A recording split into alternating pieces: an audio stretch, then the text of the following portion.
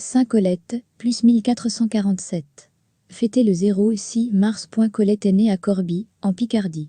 Ses parents se désolaient de ne pas avoir d'enfant. Ils prièrent Saint Nicolas. Lorsqu'ils reçurent cette petite fille, ils lui donnèrent le nom du saint protecteur, Nicole, devenu aussi, en diminutif familier Colette.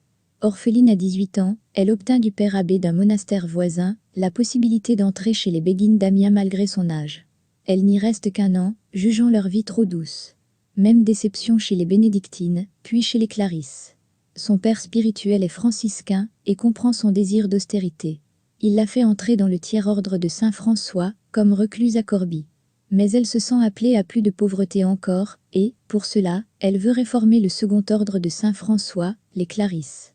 C'est pourquoi elle obtient de rencontrer le pape Benoît XIII, qui réside alors en Avignon. Ce pape n'était qu'un antipape du grand schisme, qui déchirait alors l'Occident.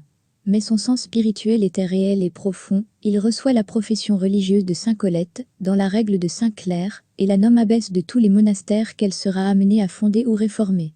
Cette décision sera confirmée par Innocent Yves, le vrai pape de Rome.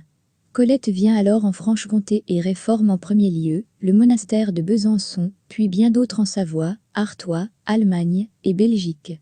Elle mourra à Gand, et son corps sera, par la suite, transporté à Poligny dans le Jura. Citation. Je vous recommande toujours la sainte règle, que vous preniez bien garde, que tout soit bien fait et bien gardé, afin que, de la charge qui vous est commise, vous puissiez rendre bon compte devant Dieu. Le labeur est bref, mais le repos est long.